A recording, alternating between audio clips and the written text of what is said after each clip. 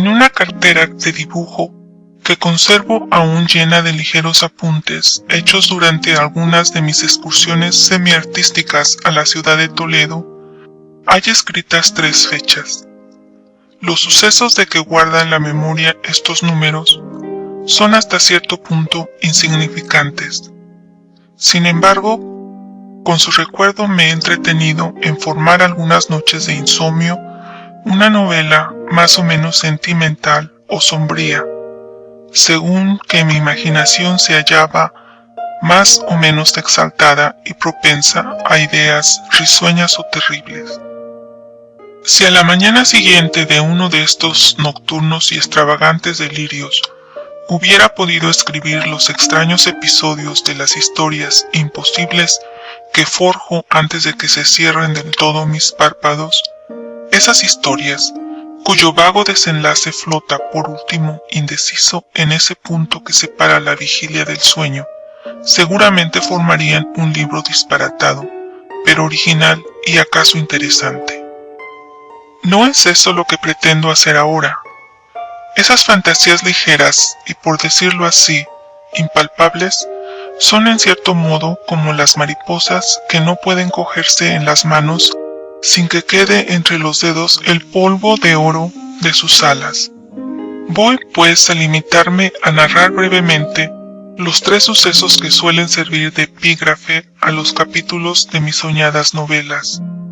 Los 3 puntos aislados que yo suelo reunir en mi mente por medio de una serie de ideas como un hilo de luz.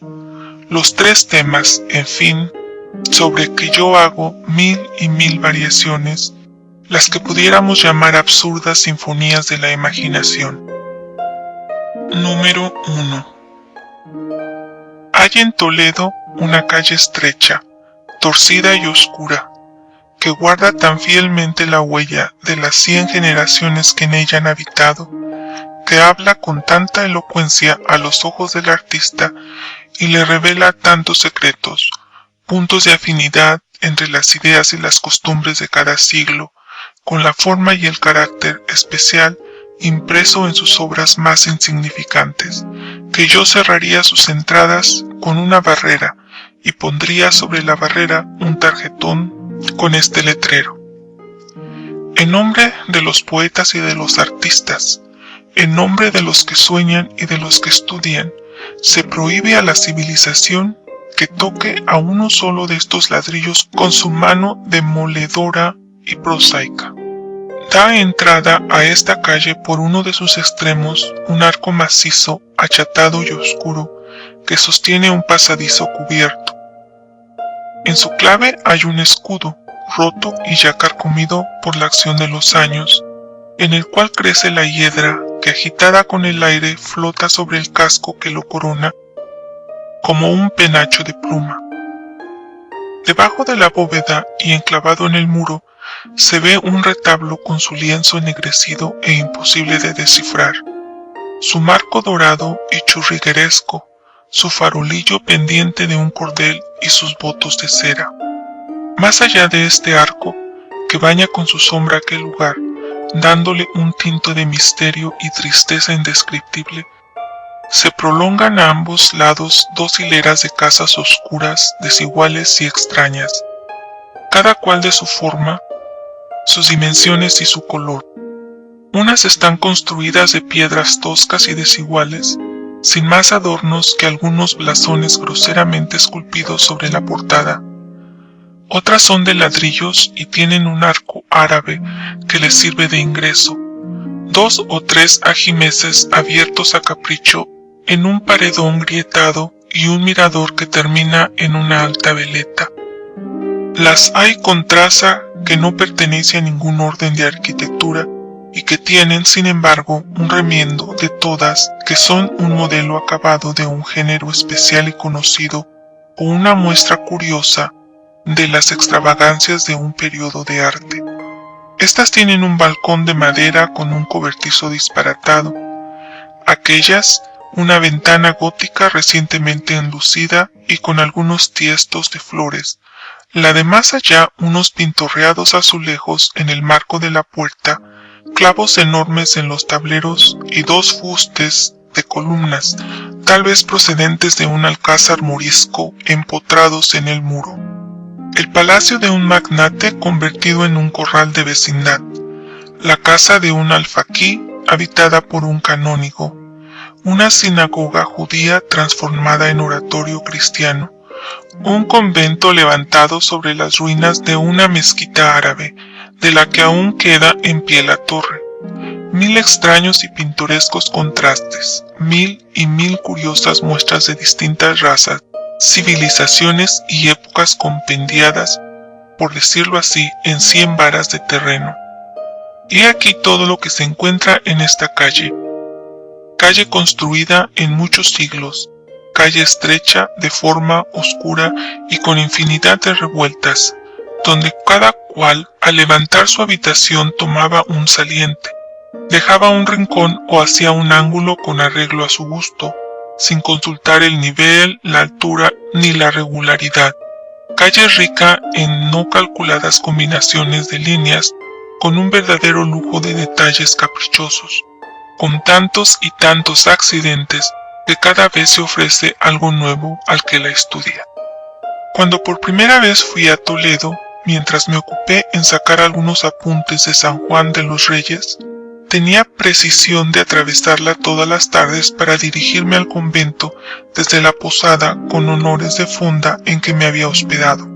Casi siempre la atravesaban de un extremo a otro, sin encontrar en ella a una sola persona, sin que turbase su profundo silencio otro ruido que el ruido de mis pasos, sin que detrás de las celosías de un balcón, el cancel de una puerta o la rejilla de una ventana viese, ni aun por casualidad, el arrugado rostro de una vieja curiosa o los ojos negros y rasgados de una muchacha toledana. Algunas veces me parecía cruzar por en medio de una ciudad desierta, abandonada por sus habitantes desde una época remota. Una tarde, sin embargo, al pasar frente a un caserón antiquísimo y oscuro, en cuyos altos paredones se veían 3 o 4 ventanas de formas desiguales, repartidas sin orden ni concierto, me fijé casualmente en una de ellas. La formaba un gran arco ojival, rodeado de un festón de hojas picadas y agudas. El arco estaba cerrado por un ligero tabique recientemente construido y blanco, como la nieve, en medio del cual se veía, como contenida en la primera, una pequeña ventana con un marco y sus hierros verdes, una maceta de campanillas azules cuyos tallos subían a enredarse por entre las labores del granito, y unas vidrieras con sus cristales emplomados y su cortinilla de una tela blanca, ligera y transparente. Ya la ventana de por sí era digna de llamar la atención por su carácter, pero lo que más poderosamente contribuyó a que me fijase en ella fue al notar que cuando volví la cabeza para mirarla, las cortinillas se habían levantado un momento para volver a caer, ocultando a mis ojos la persona que sin duda me miraba en aquel instante. Seguí mi camino preocupado con la idea de la ventana, o mejor dicho, de la cortinilla, o más claro todavía, de la mujer que la había levantado, porque indudablemente aquella ventana, tan poética, tan blanca, tan verde, tan llena de flores, solo una mujer podía asomarse, y cuando digo una mujer, entendíase que se supone joven y bonita. Pasé otra tarde, pasé con el mismo cuidado. Apreté los tacones, aturdiendo la silenciosa calle con el ruido de mis pasos, que repetían, respondiéndose 2 o 3 ecos. Miré a la ventana y la cortinilla se volvió a levantar. La verdad es que realmente detrás de ella no vi nada, pero con la imaginación me pareció descubrir un bulto, el bulto de una mujer, en efecto. Aquel día me distraje 2 o 3 veces dibujando, y pasé otros días, y siempre que pasaba la cortinilla se levantaba de nuevo, permaneciendo así hasta que se perdía el ruido de mis pasos, y yo, desde lejos, volvía a ella por última vez los ojos.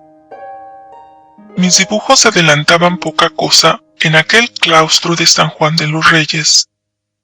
en aquel claustro tan misterioso y bañado en triste melancolía, sentado sobre el roto capitel de una columna, la cartera sobre las rodillas, el codo sobre la cartera y la frente entre las manos, al rumor del agua que corre allí con un murmullo incesante, al ruido de las hojas del agreste y abandonado jardín que agitaba la brisa del crepúsculo. ¿Cuánto no soñaría yo con aquella ventana y aquella mujer? Yo la conocía, ya sabía cómo se llamaba y hasta cuál era el color de sus ojos. La miraba cruzar por los extensos y solitarios patios de una antiquísima casa, alegrándolos con su presencia, como el rayo del sol que dora unas ruinas. Otras veces me parecía verla en un jardín con unas tapias muy altas y muy oscuras, con unos árboles muy corpulentos y añosos que debía de haber allá en el fondo de aquella especie de palacio gótico donde vivía, coger flores y sentarse sola en un banco de piedra, y allí suspirar mientras las deshojaba pensando en, ¿quién sabe? ¿Acaso en mí? ¿Qué digo acaso? En mí seguramente. Oh, cuántos sueños, cuántas locuras, cuánta poesía despertó en mi alma aquella ventana mientras permanecí en Toledo. Pero transcurrió el tiempo que había de permanecer en la ciudad. Un día, pesaroso y cabizbajo, guardé todos mis papeles en la cartera. Me despedí del mundo de las quimeras y tomé un asiento en el coche para Madrid. Antes de que se hubiera perdido en el horizonte la más alta de las torres de Toledo, saqué la cabeza por la portezuela para verla otra vez y me acordé de la calle. Tenía aún la cartera bajo el brazo, y al volverme a mi asiento mientras doblábamos la colina que ocultó de repente la ciudad a mis ojos, saqué el lápiz y apunté una fecha. Es la primera de las 3, a la que yo llamo la fecha de la ventana. Número 2. Al cabo de algunos meses, volví a encontrar ocasión de marcharme de la corte por 3 o 4 días. Limpié el polvo a mi cartera de dibujo, me la puse bajo el brazo y provisto de una mano de papel, media docena de lápices y unos cuantos napoleones, deplorando que aún no estuviese concluida la línea férrea, me encajoné en un vehículo para recorrer en sentido inverso los puntos en que tiene lugar la célebre comedia de Tirso, desde Toledo a Madrid.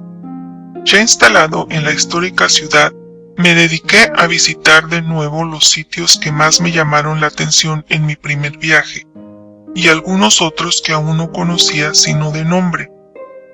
Así dejé transcurrir en largos y solitarios paseos entre sus barrios más antiguos la mayor parte del tiempo de que podía disponer para mi pequeña expedición artística, encontrando un verdadero placer en perderme en aquel confuso laberinto de callejones sin salida, calles estrechas, pasadizos oscuros y cuestas empinadas e impracticables.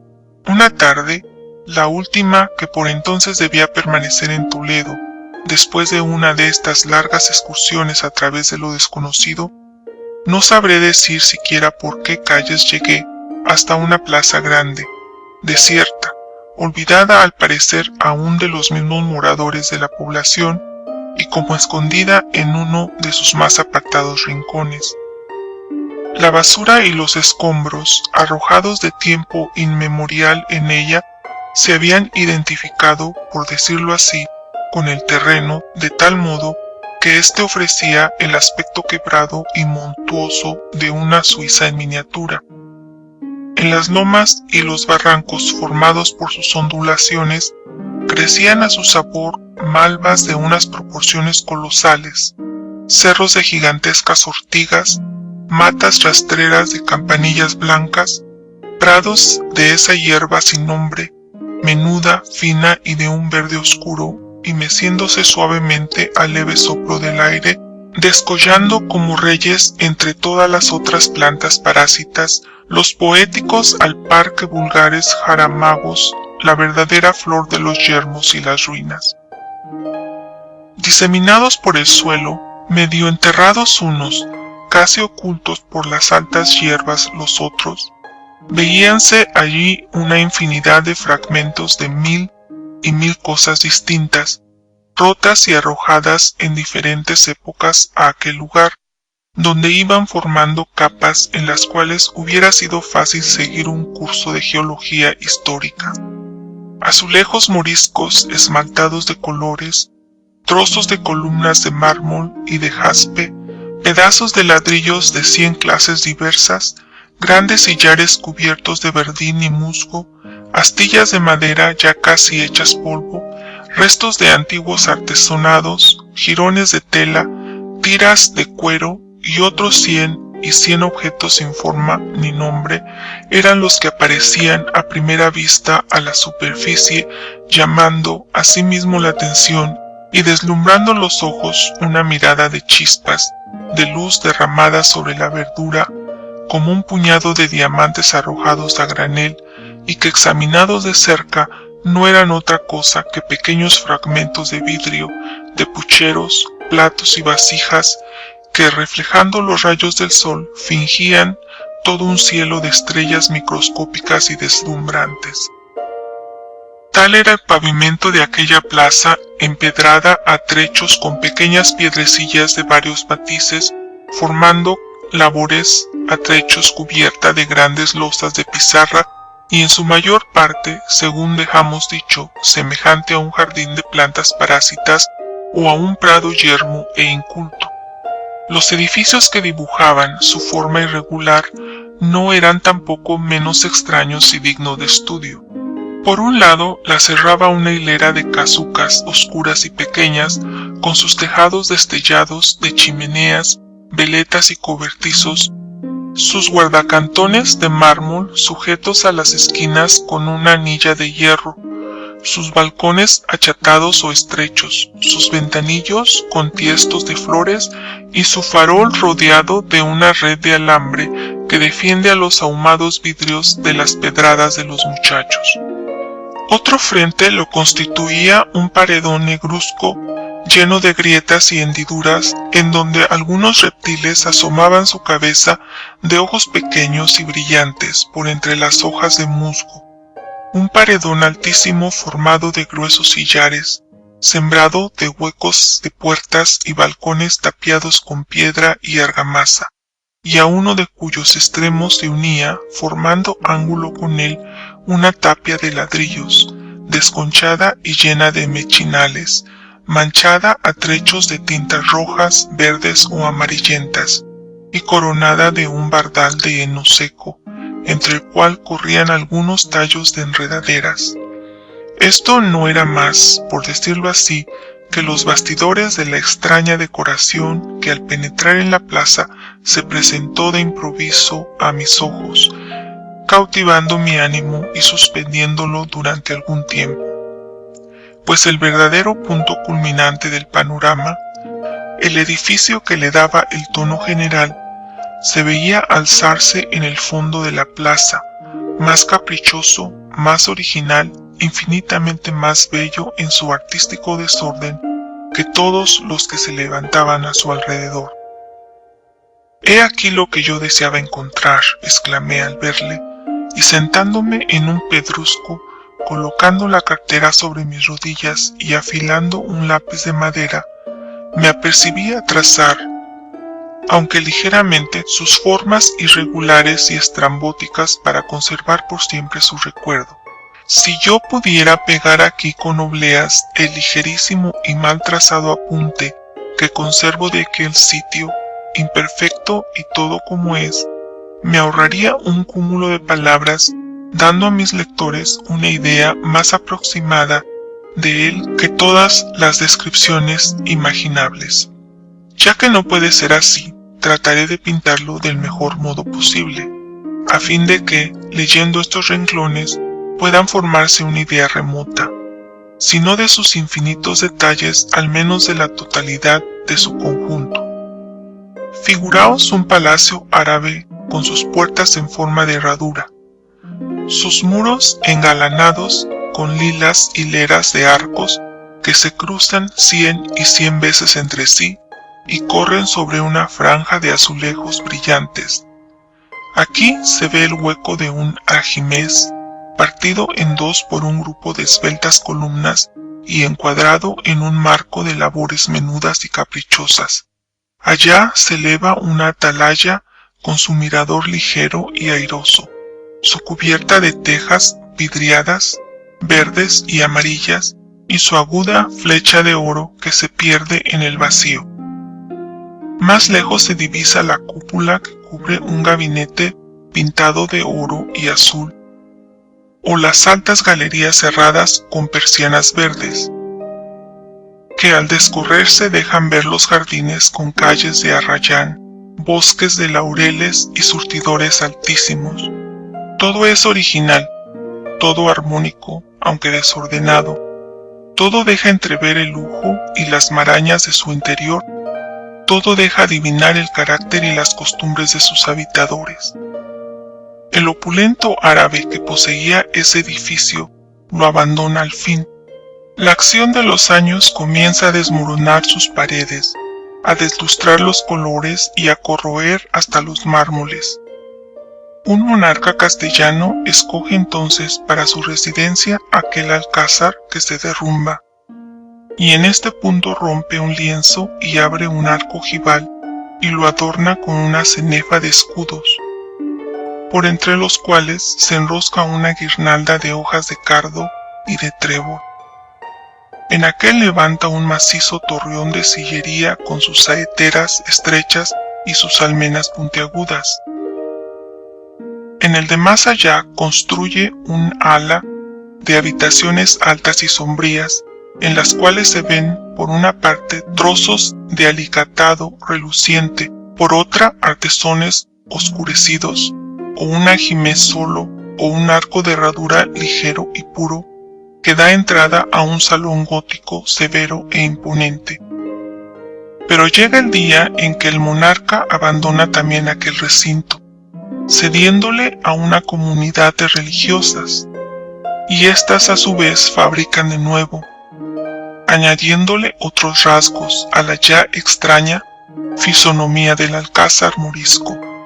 Cierran las ventanas con celosías. Entre dos arcos árabes colocan el escudo de su religión esculpido en berroqueña. Donde antes crecían tamarindos y laureles, plantan cipreses melancólicos y oscuros, y aprovechando unos restos y levantando sobre otros, forman las combinaciones más pintorescas y extravagantes que pueden concebirse. Sobre la portada de la iglesia, en donde se ven como envueltos en el crepúsculo misterioso en que los bañan las sombras de sus doseles, unas andanadas de santos, ángeles y vírgenes, a cuyos pies se retuercen, entre las hojas de acanto, sierpes, vestigios y endriagos de piedra, se mira elevarse un minarete esbelto y afiligranado con labores moriscas, junto a las saeteras del murallón, cuyas almenas están ya rotas. Ponen un retablo y tapian los grandes huecos con tabiques cuajados de pequeños agujeritos y semejantes a una tabla de ajedrez. Colocan cruces sobre todos los picos y fabrican por último un campanario de espadaña con sus campanas que tañen melancólicamente noche y día llamando a la oración. Campanas que voltean al impulso de una mano invisible. Campanas cuyos sonidos lejanos arrancan a veces lágrimas de involuntaria tristeza. Después pasan los años y bañan con una veladura de un medio color oscuro todo el edificio. Armonizan sus tintas y hacen brotar la hiedra de sus hendiduras. Las cigüeñas cuelgan su nido en la veleta de la torre, los vencejos en el ala de los tejados, las golondrinas en los doseles de granito, y el búho y la lechuza escogen para su guarida los altos mechinales, desde donde en las noches tenebrosas asustan a las viejas crédulas y a los atemorizados chiquillos con el resplandor fosfórico de sus ojos redondos y sus silbos extraños y agudos. Todas estas revoluciones, todas estas circunstancias especiales hubieran podido únicamente dar por resultado un edificio tan original, tan lleno de contraste, de poesía y de recuerdos. como el que en aquella tarde se ofreció a mi vista, y hoy he ensayado, aunque en vano, describir con palabras. Yo lo había trazado en la parte de una de las hojas de mi cartera. El sol doraba apenas las más altas agujas de la ciudad. La brisa del crepúsculo comenzaba a acariciar mi frente, cuando absorto en las ideas que de improviso me habían asaltado, al contemplar aquellos silenciosos restos de otras edades, más poéticas que la material en que vivimos y nos ahogamos en pura prosa, dejé caer de mis manos el lápiz y abandoné el dibujo. Recostándome en la pared que tenía a mis espaldas y entregándome por completo a los sueños de la imaginación, ¿qué pensaba? No sé si sabré decirlo. Veía claramente sucederse las épocas, derrumbarse unos muros y levantarse otros. Veía a unos hombres, o mejor dicho, veía a unas mujeres dejar lugar a otras, y las primeras y las que venían después convertirse en polvo y volar deshechas, llevando un soplo de viento la hermosura que arrancaba suspiros secretos, que engendró pasiones y fue manantial de placeres. Luego, qué sé yo, todo confuso. Veía muchas cosas revueltas y tocadores de encaje y de estuco, con nubes de aroma y lechos de flores, celdas estrechas y sombrías con un reclinatorio y un crucifijo. Al pie del crucifijo un libro abierto, y sobre el libro una calavera. Salones severos y grandiosos, cubiertos de tapices y adornados con un trofeo de guerra, y muchas mujeres que cruzaban y volvían a cruzar ante mis ojos. Monjas altas, pálidas y delgadas, odaliscas morenas con labios muy encarnados y ojos muy negros, damas de perfil puro, de confinente altivo y andar majestuoso. Todas estas cosas veía yo, y muchas más, de esas que después de pensadas no pueden recordarse, de esas tan inmateriales que es imposible encerrar en el círculo estrecho de la palabra. Cuando de pronto di un salto sobre mi asiento, y pasándome la mano por los ojos para convencerme de que no seguía soñando, incorporándome como movido de un resorte nervioso, fijé la mirada en uno de los altos miradores del convento. Había visto, no me puede caber duda, la había visto perfectamente, una mano blanquísima que saliendo por uno de los huecos de aquellos miradores de argamasa, semejantes a tableros de ajedrez, se había agitado varias veces como saludándome con un signo mudo y cariñoso, y me saludaba a mí. No era posible que me equivocase. Estaba solo, completamente solo en la plaza. En balde esperé la noche, clavado en aquel sitio y sin apartar un punto los ojos del mirador. Inútilmente volví muchas veces a ocupar la oscura piedra que me sirvió de asiento la tarde en que vi aparecer aquella mano misteriosa, objeto ya de mis ensueños de la noche y de mis delirios del día. No la volví a ver más. Y llegó al fin la hora en que debía marcharme de Toledo, dejando allí, como una carga inútil y ridícula, todas las ilusiones que en su seno se habían levantado en mi mente. Torné a guardar los papeles en mi cartera con un suspiro, pero antes de guardarlos escribí otra fecha, la segunda, la que yo conozco por la fecha de la mano. Al escribirla, miré un momento la anterior, la de la ventana, y no pude menos que sonreírme de mi locura. Número 3. Desde que tuvo lugar la extraña aventura que he referido, hasta que volví a Toledo, transcurrió cerca de un año, durante el cual no dejó de presentárseme a la imaginación su recuerdo. Al principio, a todas horas y con todos sus detalles, después con menos frecuencia, y por último, con tanta vaguedad que yo mismo llegué a creer algunas veces que había sido juguete de una ilusión o de un sueño. No obstante, apenas llegué a la ciudad que con tanta razón llaman algunos la Roma española, me asaltó nuevamente y llena de él la memoria, salí preocupado a recorrer las calles sin camino cierto sin intención preconcebida de dirigirme a ningún punto fijo. El día estaba triste, con esa tristeza que alcanza a todo lo que se oye, se ve y se siente.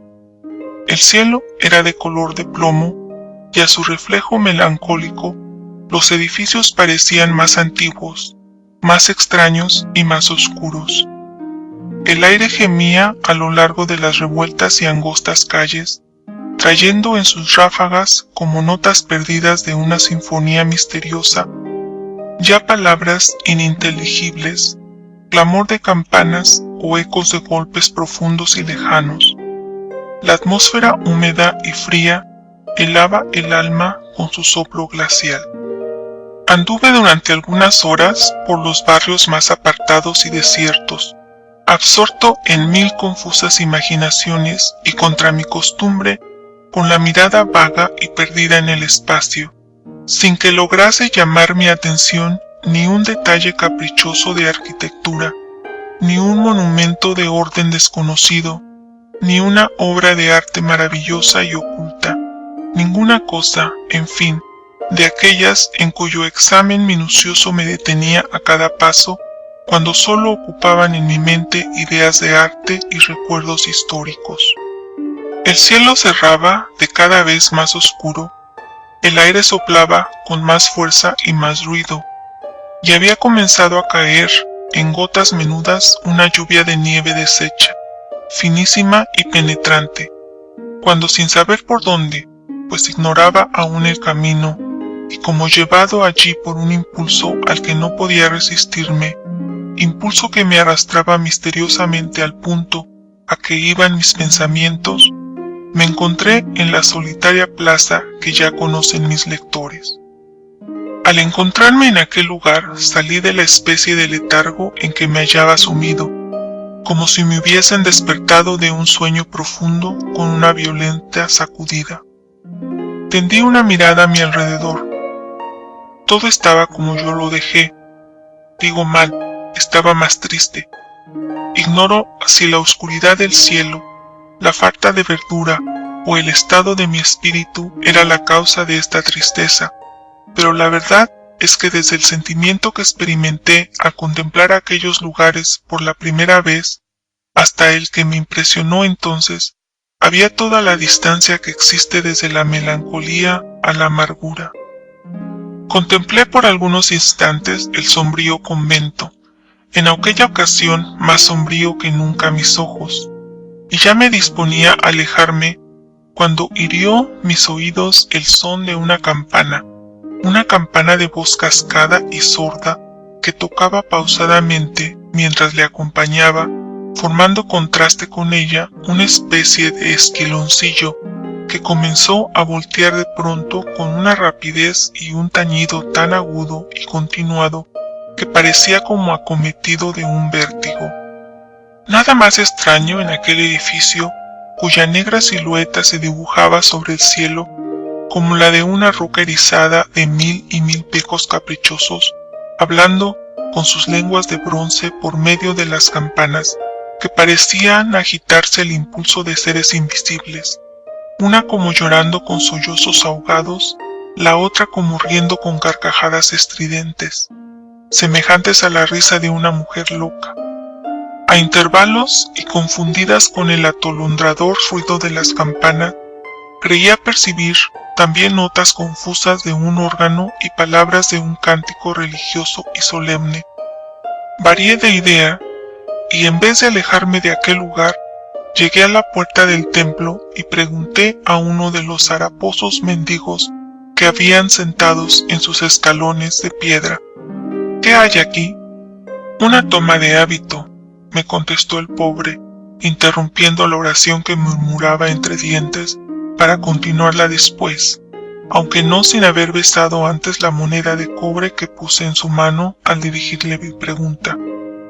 Jamás había presenciado esta ceremonia, nunca había visto tampoco el interior de la iglesia del convento. Ambas consideraciones me impulsaron a penetrar en su recinto. La iglesia era alta y oscura. Formaban sus naves dos filas de pilares compuestos de columnas delgadas, reunidas en un haz, que descansaban en una base ancha y octogona, y de cuya rica coronación de capiteles partían los arranques de las robustas ojivas. El altar mayor estaba colocado en el fondo, bajo una cúpula de estilo del Renacimiento, cuajada de angelones con escudos, grifos, cuyos remates fingían profusas hojarascas, cornisas con molduras y florones dorados, y dibujos caprichosos y elegantes. En torno a las naves se veía una multitud de capillas oscuras, en el fondo de las cuales ardían algunas lámparas, semejantes a estrellas perdidas en el cielo de una noche oscura.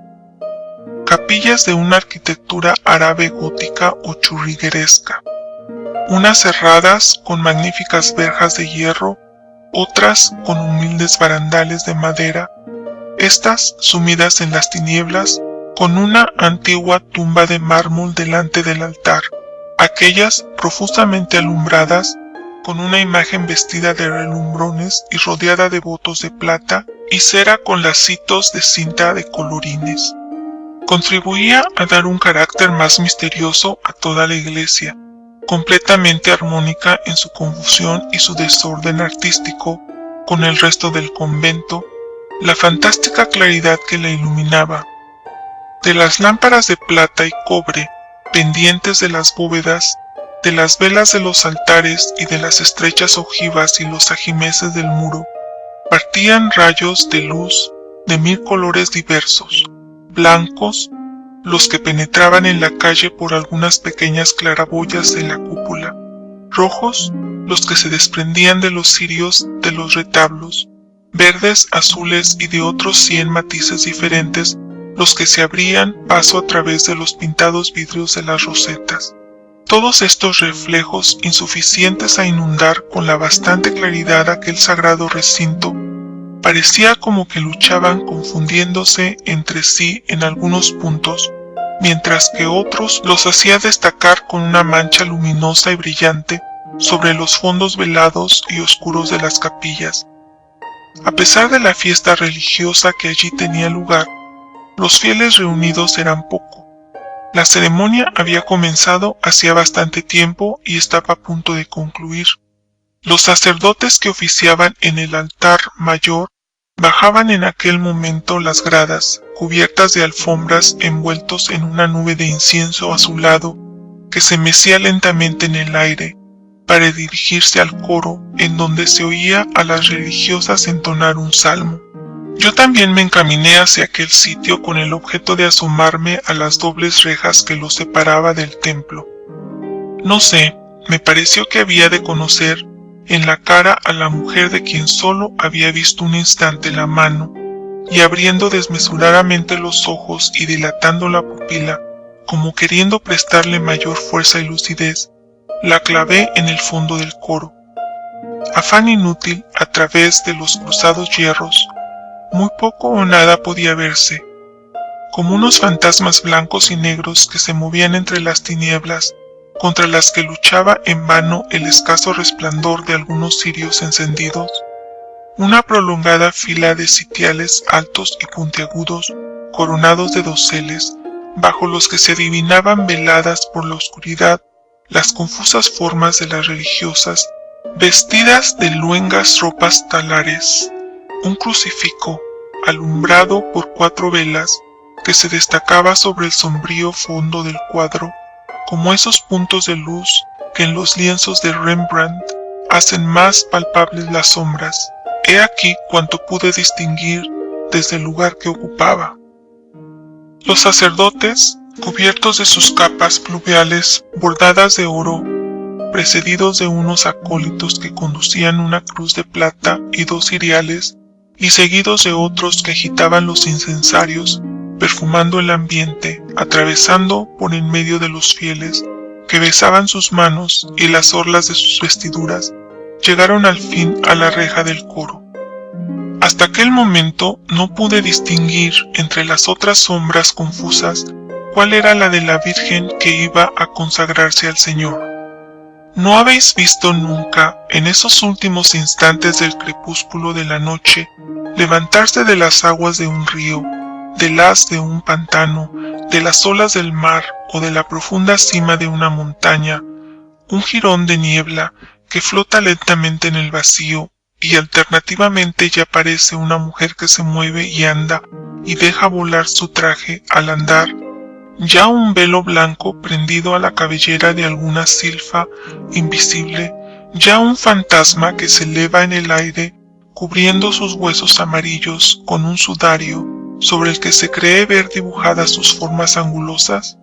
Pues una alucinación de ese género experimenté yo al mirar adelantarse hacia la reja, como deshaciéndose del fondo tenebroso del coro, aquella figura blanca, alta y ligerísima.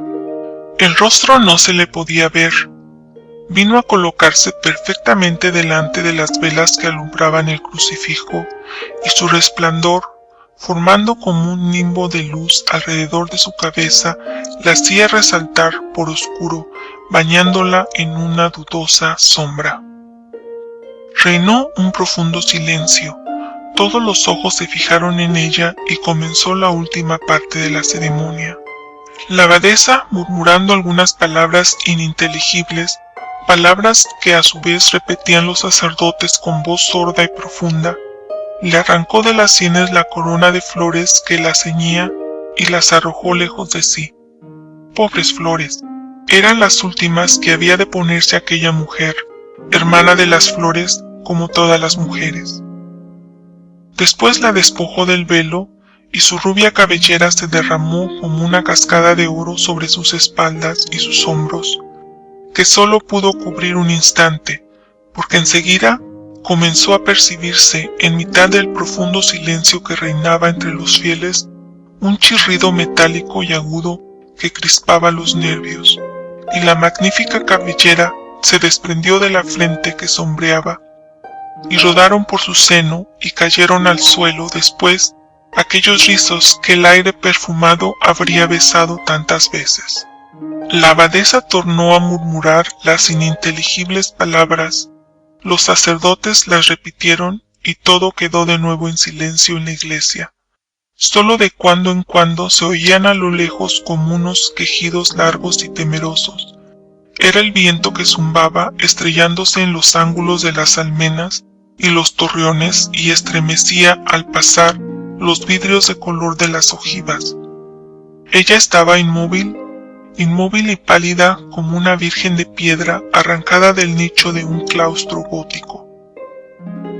Y la despojaron de las joyas que le cubrían los brazos y la garganta, y la desnudaron por último de su traje nupcial, aquel traje que parecía hecho para que un amante rompiera sus broches con mano trémula de emoción y cariño. El esposo místico aguardaba a la esposa. ¿Dónde? Más allá de la muerte, abriendo sin duda la losa del sepulcro y llamándola a traspasarlo, como traspasa la esposa tímida el umbral del santuario de los amores nupciales.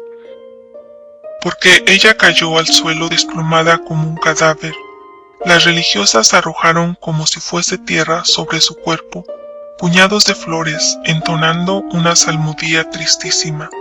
Se alzó un murmullo de entre la multitud, y los sacerdotes, con sus voces profundas y huecas, comenzaron el oficio de difuntos, acompañados de esos instrumentos que parece que lloran, aumentando el hondo temor que inspiran de por sí las terribles palabras que pronuncian.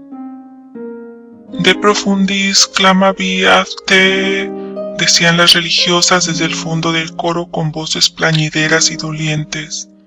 Dies irae, dies illa, le contestaban los sacerdotes con eco atronador y profundo. Y en tanto las campanas tañían lentamente tocando a muerte, y de campanada a campanada se oía vibrar el bronce con un zumbido extraño y lúgubre. Yo estaba conmovido, aterrado. Creía presenciar una cosa sobrenatural, sentir cómo me arrancaban algo preciso para mi vida y que a mi alrededor se formaba el vacío. Pensaba que acababa de perder algo, como un padre, una madre o una mujer querida, y sentía ese inmenso desconsuelo que deja la muerte por donde pasa, desconsuelo sin nombre, que no se puede pintar y que solo pueden concebir los que lo han sentido. Aún estaba clavado en aquel lugar, con los ojos extraviados, tembloroso y fuera de mí, cuando la nueva religiosa se incorporó del suelo. La abadesa le vistió el hábito, las monjas tomaron en sus manos velas encendidas y formando dos largas hileras la condujeron como en procesión hacia el fondo del coro. Allí, entre las sombras, vi brillar un rayo de luz. Era la puerta claustral que se había abierto. Al poner el pie bajo su dintel, la religiosa se volvió por la vez última hacia el altar. El resplandor de todas las luces la iluminó de pronto y pude verle el rostro. Al mirarlo, tuve que ahogar un grito. Yo conocía a aquella mujer. No la había visto nunca, pero la conocía de haberla contemplado en sueños. ¿Era uno de esos seres que adivina el alma o los recuerda acaso de otro mundo mejor, del que al descender a este algunos no pierden del todo la memoria? Di 2 pasos adelante, quise llamarla, quise gritar, no sé, me acometió como un vértigo, pero en aquel instante la puerta claustral se cerró para siempre. Se agitaron las campanillas, los sacerdotes alzaron un «Hosana», subieron por el aire nubes de incienso, el órgano arrojó un torrente de atronadora armonía por 100 bocas de metal y las campanas de la torre comenzaron a repicar, volteando con una furia espantosa. Aquella alegría loca y ruidosa me erizaba los cabellos. Volví los ojos a mi alrededor buscando a los padres, a la familia, huérfanos de aquella mujer. No encontré a nadie. Tal vez era sola en el mundo, dije, y no pude contener una lágrima. Dios te dé en el claustro la felicidad que no te ha dado en el mundo, exclamó al mismo tiempo una vieja que estaba a mi lado y sollozaba y gemía agarrada a la reja. ¿La conoce usted?, le pregunté. Pobrecita, sí la conocía, y la he visto nacer y se ha criado en mis brazos. ¿Y por qué profesa? Porque se vio sola en el mundo. Su padre y su madre murieron en el mismo día, del cólera, hace poco más de 1 año. Al verla huérfana y desvalida, el señor Dean le dio el dote para que profesase, y ya veis, ¿qué había de hacer? ¿Y quién era ella? Hija del administrador del conde C., al cual serví yo hasta su muerte. ¿Dónde vivía? Cuando oí el nombre de la calle, no pude contener una exclamación de sorpresa. Un hilo de luz, ese hilo de luz que se extiende rápido como la idea que brilla en la oscuridad y la confusión de la mente, y reúne los puntos más distantes y los relaciona entre sí de un modo maravilloso, ató mis vagos recuerdos y todo lo comprendí o creí comprenderlo. Esta fecha, que no tiene nombre, no la escribí en ninguna parte. Digo mal, la llevo escrita en un sitio en que nadie más que yo la puede leer y de donde no se borrará nunca. Algunas veces, recordando estos sucesos, hoy mismo, al consignarlos aquí, me he preguntado, ¿algún día, en esa hora misteriosa del crepúsculo, cuando el suspiro de la brisa de primavera, tibio y cargado de aromas, penetra hasta en el fondo de los más apartados retiros, llevándolo allí como una ráfaga de recuerdos del mundo, sola, perdida en la penumbra de un claustro gótico, la mano en la mejilla, el codo apoyado en el alféizar de una ojiva, ¿habrá exhalado un suspiro alguna mujer al cruzar su imaginación la memoria de estas fechas? ¿Quién sabe? Oh, y si ha suspirado, ¿dónde estará ese suspiro?